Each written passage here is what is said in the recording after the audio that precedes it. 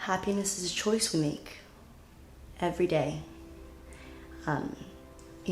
People can maybe add to our happiness, but I feel like at the end of the day, happiness is a choice that we need to make for ourselves.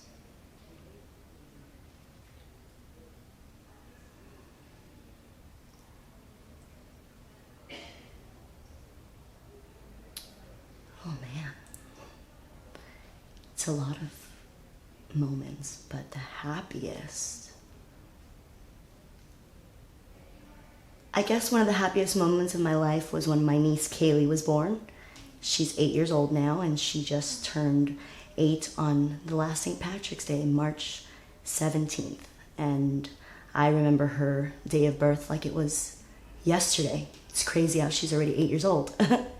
And that was probably one of the most happiest moments in my life because my very first niece, now I have 4, but I love all of them, but nothing will ever change that first moment where she came into our lives. Shall I elaborate on the story a little bit more, or I'm not sure. Because it was St. Patrick's Day, right? So that was really awesome because my sister was going through labor and we didn't know how long it was going to take. So we were like, you know what, it's St. Patrick's Day. My older sister and I, not the one that was having the baby, we left down the street with my ex and our other friend at the time to go have some drinks. And since it was St. Patrick's Day, everyone was buying us shots, like, oh my gosh, first time aunts, woohoo. And then next thing you know it, my mom had called us each like 20 times because my niece was born an hour before that. Luckily we were right around the corner and then we showed up and it was great, but it was kind of funny.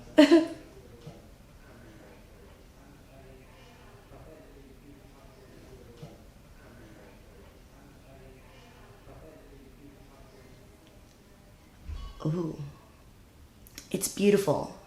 What does it look like? Colorful, very filled with a lot of color. But it also kind of looks maybe not dark per se, but a little tough because I feel like I'm kind of like her second mom because I was her nanny until she was 3 before she went into daycare, and I do a lot of childcare, but that was like a special relationship because she was my niece and I'm just so proud of her. She is a really great softball player. She's a pitcher and she's so into it, and her art, like seeing her get better and better each time is just so fulfilling. And just talking about this right now makes me a little bit emotional because I don't spend as much time with her as I should, but that admiration I have from afar will never change because she's so smart. She reads at a 4th grade level and she's only like in like 2nd grade, something like that. But she's great. So the love that I have for her, it's beautiful. It is unconditional. And I feel like with her, I just, when I was nannying her, even though she was only 3 years old, I feed her and all the kids I take care of. I try to feed them these life lessons because, especially as a little girl, I just always tell her, like, you gotta love yourself because I think we need that more. We need that a lot more. So that's how my love looks for her. It's beautiful.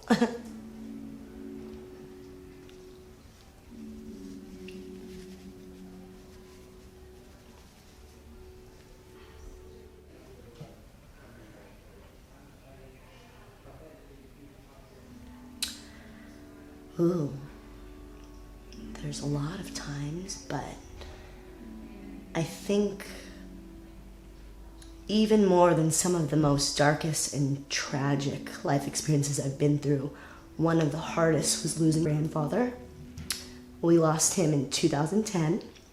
He was 94, but he was the patriarch of our family, and I come from a family of my grandfather and my grandma. If my grandpa was still alive right now, he would have had, or he does have, 25 grandkids and 16 great-grandkids, and he and my grandmother had 10 children. My mother's the 5th child of the 10. So when we lost my grandpa, it was really big for us because he was our everything, and I'm happy to say that since then we still are super, super close, and we keep him alive through memory, and he's always with me because he's source energy now. But that was probably one of the most difficult times in my life because, for us here, our physical bodies, it's hard when we lose people to physical death because we can't really grasp that, because we want to hug them and we want to do all these physical things, but we don't step back and think about how they're still always with us. Because if you believe that once you pass, you become source energy, that's what it is. And I've had experiences, where I know my grandfather's there. He comes to me in ladybug sometimes, and the moments that I think of him, a ladybug will fly up. Or just 2 weeks ago, I was talking about him with my best friend, and on my windshield, a ladybug flew, and I looked at her and I was like, look, and it was just amazing. So that was one of the most difficult times, just because that pain of losing someone you love so much was hard. And it totally, seeing my grandma like that. I just remember that when he passed away, we all made it to the hospital. We didn't make it before he passed away, but my grandma did. She ran up, and she at the time was 88, but you better believe that she ran up quite a few flights of stairs to make it by his bedside to tell him she loved him one last time. And when we walked in, she said 68 years was not enough, because they were married for 68 years. So beautiful.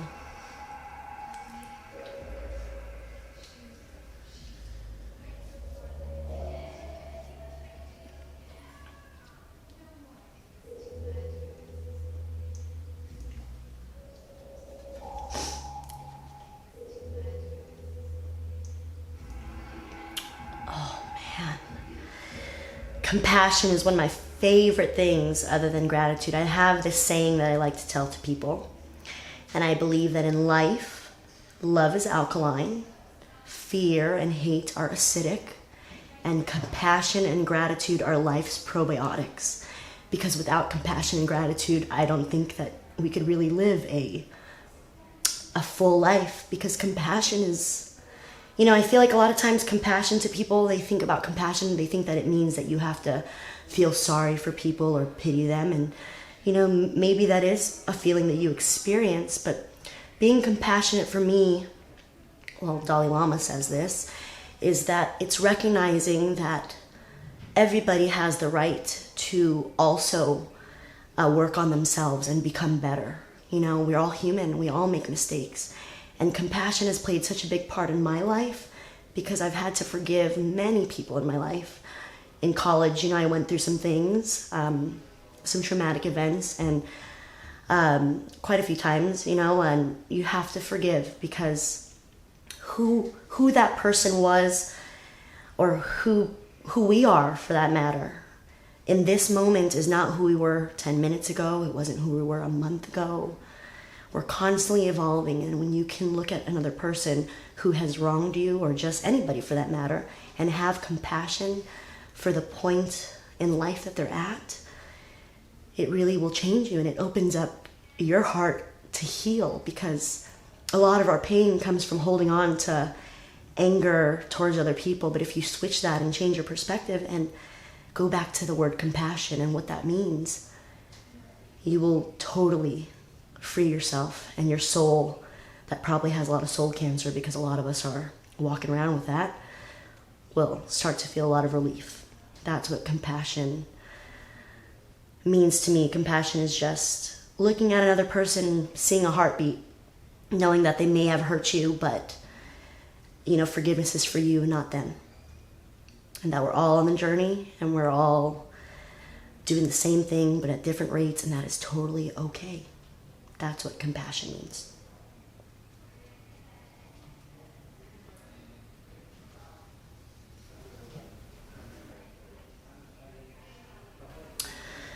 Ooh, soul cancer. I forget where I heard that. You know who I heard that from a few years ago? I used to work production, and this pastor, actually, I wish I remembered her name. She said that term, soul cancer, and it really resonated with me, because in my journey, in my spiritual journey, I've just read a lot of books and taken in a lot of stuff, but our souls, I believe that that's our divinity. We all have a soul, that's our divinity, and that is our direct connection to the divine, and that is what our intuition, our soul is that's how it speaks to us, through our intuition. And when you're feeling crappy, or you're, let's say, for example, you're in a crappy job, but yet you're still in it. Say you felt like this job has been crappy for a month, but you know what? You're like, it's okay because it pays the bills. I need to stay here. So you still continue to stay there. But every night you're going to sleep with anxiety, or waking up with anxiety, or crying, and all these things are starting to, happen in your life that are not aligned with what you really want. But then you're kind of like, oh, what's going on? You're feeling crappy. It's because you're giving yourself soul cancer rather than honoring what your soul's trying to tell you. When you're feeling uncomfortable, feel it, because you know what? You're feeling uncomfortable for a reason. Rather than hiding that, wanting to be comfortable, figure it out, because there's a reason why your soul's trying to make some changes, because it's not happy. And in order for you to fully be happy, you got to get rid of that soul cancer. And what gives you soul cancer? Saying yes to too many things that you don't want. Just staying in things too long. When you know that maybe it's not right for you, but you're just scared to take that leap of faith, or, you get soul cancer by fear. And what is fear?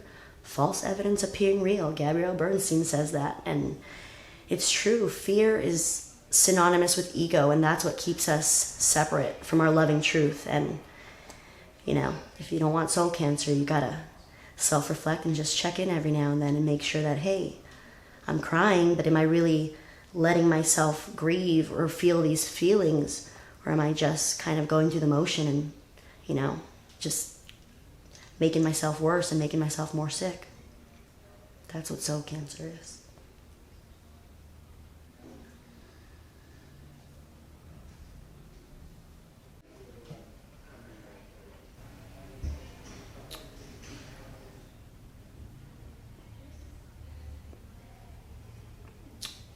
I would like them to know that everything they're looking for is already within them.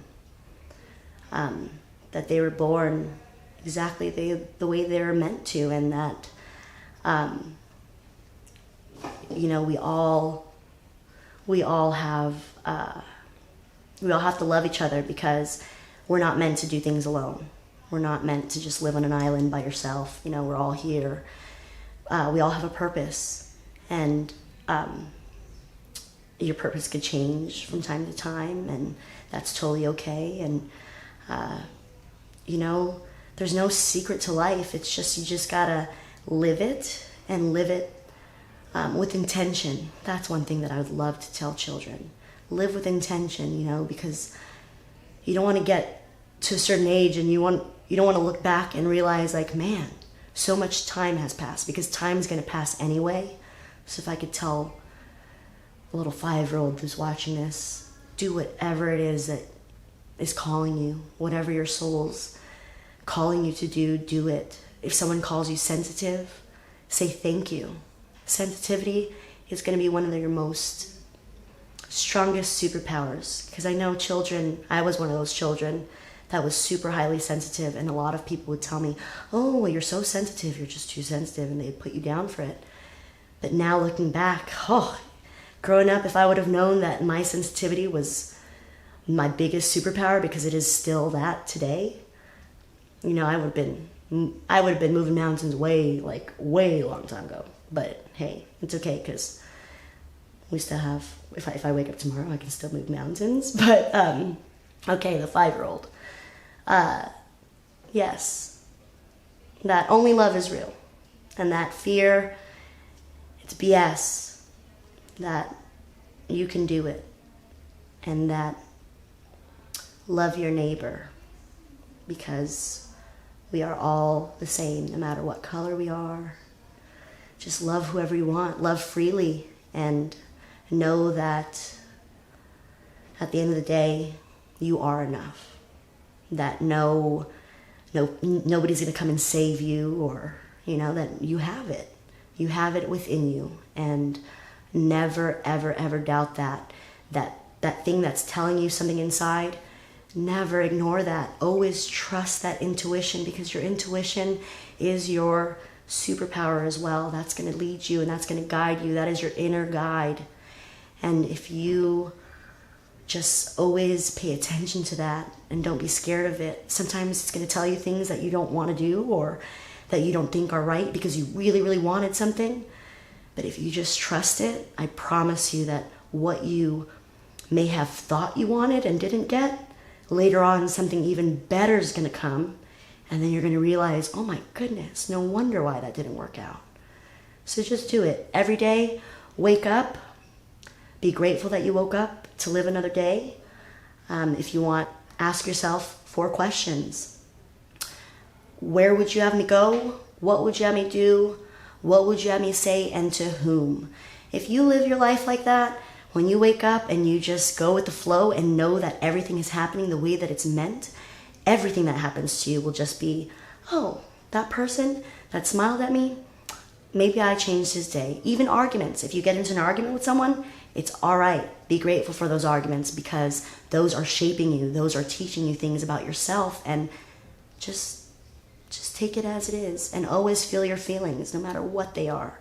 Feel your feelings in the moment, because when you don't, they'll get trapped inside, and when they do come out, it's going to be even worse. So feel them, get to know them, understand them, and move forward. But most importantly, love yourself, because no one's going to be able to do that more than you will. And when you love yourself, you teach other people how to love you as well. You raise that bar for them. So always remember that. You are enough. That's what I want little kids to know, that you are enough.